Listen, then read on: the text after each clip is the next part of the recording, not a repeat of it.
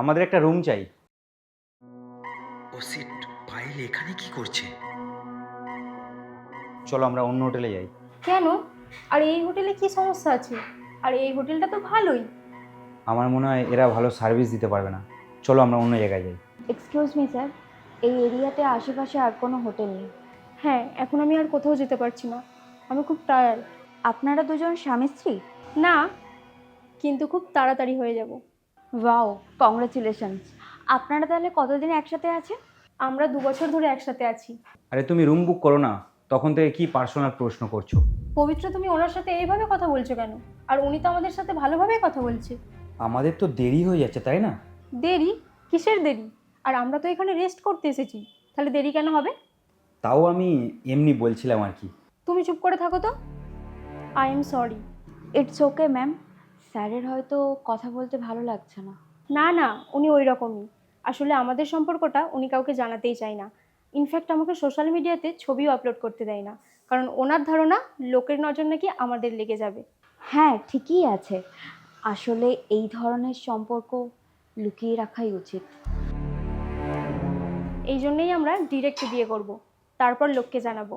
ভালো সিদ্ধান্ত নিয়েছেন আপনারা, আর আপনাদের চিন্তাভাবনা খুব সুন্দর।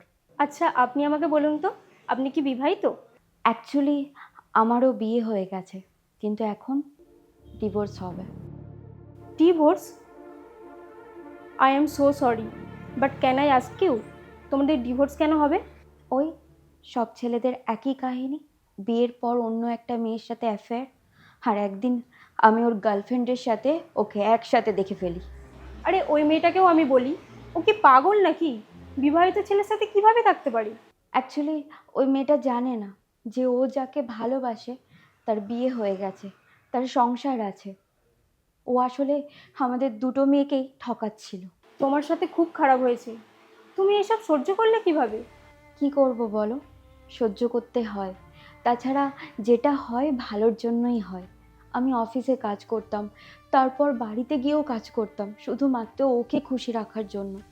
তাও আমার স্বামী কখনোই আমার প্রতি খুশি হতো না, সব সময় আমার প্রতি কমপ্লেন করতো।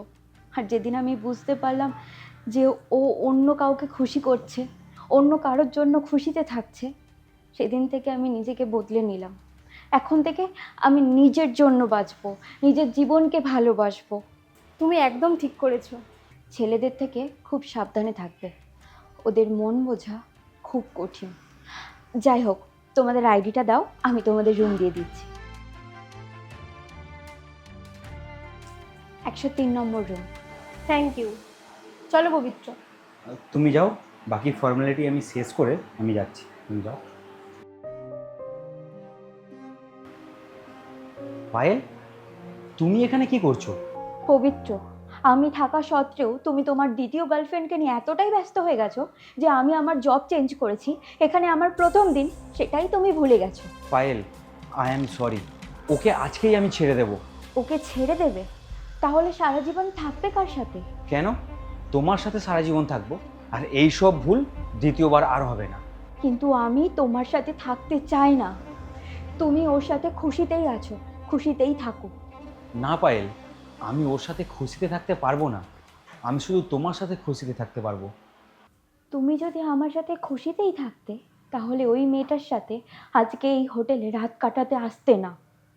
তুমি আমার মনটা ভেঙে দিয়েছো, কিন্তু সত্যি কথা বলতে আমি ওই মেয়েটার মন ভাঙতে চাই না। পবিত্র, একটা কথা মাথায় রেখো, সত্যি কখনো লুকিয়ে থাকে না, সে একদিন না একদিন সামনে আসবেই। আই অ্যাম সরি, আমাকে ক্ষমা করে দাও প্লিজ। পবিত্র, চলে যাও তুমি এখান থেকে।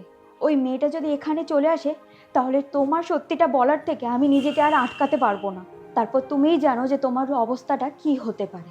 তাই বলছি, চলে যাও এখান থেকে, আর কখনো আমার সামনে আসবে না।